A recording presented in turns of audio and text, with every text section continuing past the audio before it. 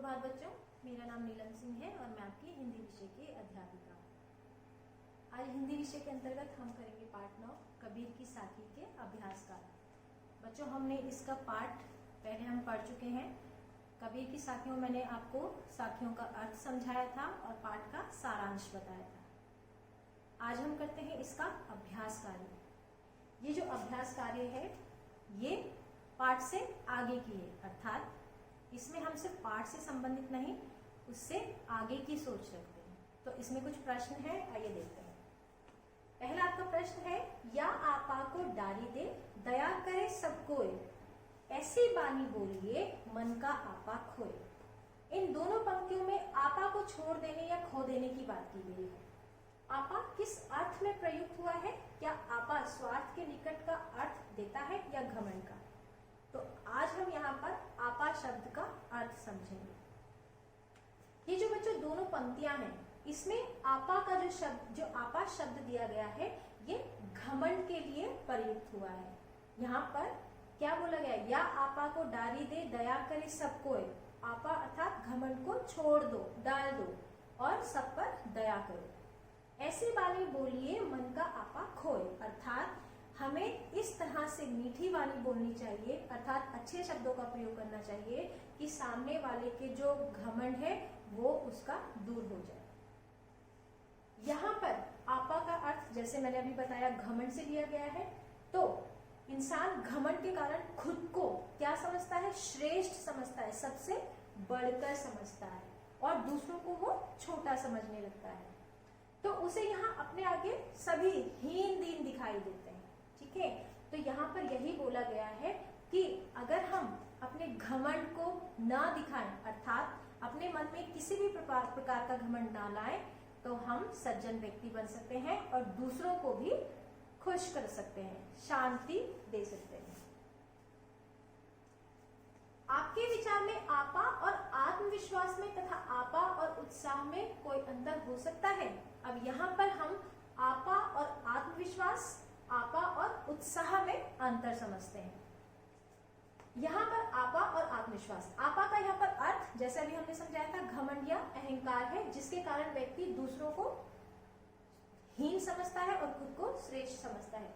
जबकि आत्मविश्वास का अर्थ होता है अपने ऊपर विश्वास, अर्थात अगर हमें अपने ऊपर विश्वास है तो हम असंभव कार्य को भी संभव कर सकते हैं।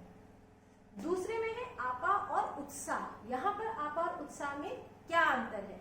तो आपा जैसे अभी हमने बताया था, आपा का अर्थ होता है अहंकार या घमंड। सेम चीज, अगर हमारे अंदर घमंड है तो हम अपने आप को श्रेष्ठ समझेंगे और दूसरों को छोटा। जबकि उत्साह का अर्थ होता है किसी काम को करने का जोश होना। अगर हमारे अंदर किसी काम को करने का जोश होगा तो हम उसको बहुत ही अच्छे ढंग से कर सकते हैं और उस काम को करने में हम खुशी से जुट जाते हैं। तीसरे प्रश्न को समझते हैं बच्चों। सभी मनुष्य एक ही प्रकार से देखते और सुनते हैं, पर एक समान विचार नहीं रखते। हम सुनते और देखते तो हैं, लेकिन हम जो विचार होते हैं वो एक समान हमारे नहीं होते। सभी अपनी अपनी मनोवृत्तियों के अनुसार कार्य करते हैं। तो पाठ में आई कबीर की किस साखी उपयुक्त पंक्तियों के भाव मिलते हैं? कबीर की कौन सी वो साखी है जिसमें हमें ये भाव मिलते हैं कि हम देखते और सुनते तो समान रूप से हैं, लेकिन विचार नहीं रखते? तो यहाँ पर है, कबीर घास ना निंदिए जो पांव तली होई, उड़ी पड़े जब आंखी में खरी दुहेली होई। तो यहाँ पर हम क्या कर रहे हैं? हम कबीरदास जी ने अपनी साखी में क्या कहा है कि हम किसी को भी छोटा ना समझे। तो जैसे बोला गया है, हम सुनते समझते, सबको भगवान ने आंखें दी है, सबको कान दिए हैं, सब सुनते हैं, सब देखते हैं, लेकिन हमारे जो मन के विचार होते हैं वो अलग अलग होते हैं। हम किसी को छोटा समझते हैं, किसी को बड़ा समझते हैं, तो ये भाव हमारे में नहीं होना चाहिए।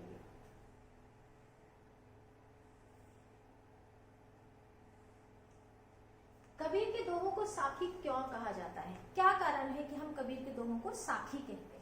तो कबीर के दोहों को साखी इसलिए कहा जाता है क्योंकि साखी जो शब्द होता है वो साक्षी शब्द का तद्भव रूप है।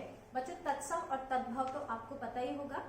तो जो साखी शब्द है वो साक्षी शब्द का तद्भव रूप है, अर्थात संस्कृत से लिया हुआ हिंदी में उसको बदला गया है। ठीक है, जिसका अर्थ होता है आंखों देखा हुआ गवाह या गवाही। साक्षी बोलते हैं ना कि हम इस बात के साक्षी हैं, हमारे सामने ये हुआ था, तो ये आंखों से देखा हुआ। अनपढ़ कबीर, अब जो कबीरदास जी थे वो अनपढ़ थे, तो अनपढ़ कबीर ने इस दुनिया में सब सुना, देखा और सहा। इसके उपरांत उन्होंने अपने अनुभवों को अपने दोहों के रूप में व्यक्त किया है। जो भी कबीर ने देखा, समझा, सुना, उसको अपने दोहों के रूप में व्यक्त किया है। इसके अलावा कबीर का हर दोहा अपने आप में ज्ञान का कोश है। अगर बच्चों आप जब कबीरदास जी के दोहे और दोहे जब पढ़ेंगे, उनके अर्थ समझेंगे, तो आपको लगेगा कि कबीरदास जी ने अपने दोहों के माध्यम से कितनी गहरी बात की है। वह मनुष्य को कुछ ना कुछ सीख देते ही देते हैं। बच्चों यहां